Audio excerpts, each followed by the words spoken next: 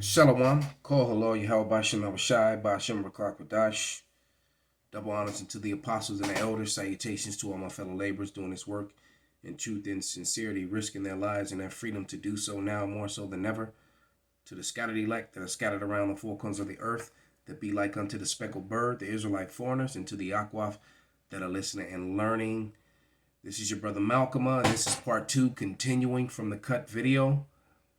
And we're just going to let Steve Forbes speak and probably bring out a couple more scriptures.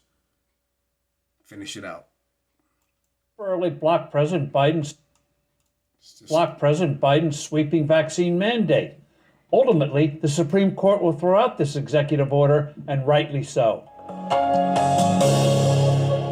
Hello, I'm Steve Forbes, and this is What's Ahead, where you get the insights you need to better navigate these turbulent times. Last September, President Biden issued an executive order to force private sector companies with 100 or more employees to have their workers get vaccinated or be tested weekly and wear face masks. Non-complying employers would face fines of more than $13,000 per violation. Such a sweeping order would set a dreadful precedent.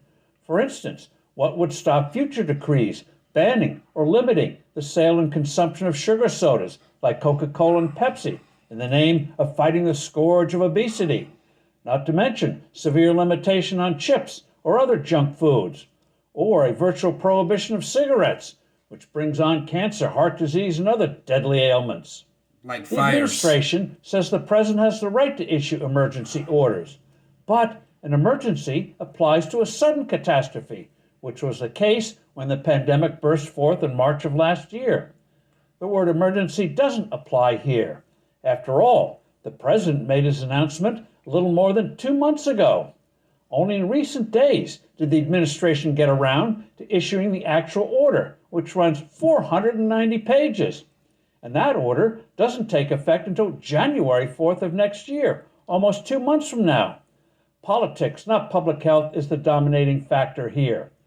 The economy is already beset with labor shortages and serious supply chain disruptions. The White House apparently took to heart warnings that the firing of non-complying workers would exacerbate an already bad situation during the crucial holiday season. The news is full of stories of similar decrees leading to the loss of critical healthcare workers, police officers, and firefighters, not to mention needed people in numerous other industries.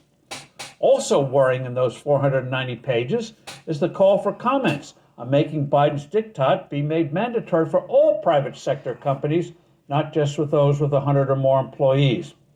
Moreover, the decree takes no account of those who already have had COVID-19. Countless physicians have pointed out that the immunity acquired here is upwards of 27 times more potent than the vaccines themselves. No wonder this appeals court has taken a dim view of the order and its rationales. Too often, the whole vaccine campaign this year has taken on the attitude, more of a get it or else attitude, instead of one of patient persuasion. The legal challenges will soon reach the Supreme Court, which will likely follow the lead of that appeals court. Perhaps then, the government will undertake the hard work of calmly, carefully answering the questions of skeptics. Moreover, recent treatments might make the need of vaccines obsolete altogether. I'm Steve Forbes. Thanks for listening. Do send in your comments and suggestions. I look forward to being with you. Psalms 94 and 20.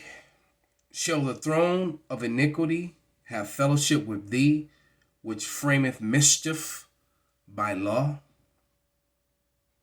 And this is Isaiah 10 and 1. And it reads, Woe unto them that decree unrighteous decrees, and grievousness which they have prescribed, to turn aside the needy from judgment, and to take away the right from the poor of my people, that they may be their prey, and that they may rob the fatherless. And, and if the Lord doesn't come back soon, man, there'll be no flesh left to save. So we know that their time is close. So with that, I want to give all praises, all honor, and glory unto Yahweh, Bahashem Yahweh Shai, Bahashem Rakak Kadash, Wa Ababa Ball, Kwam Yasharala. Let's go, Brandon.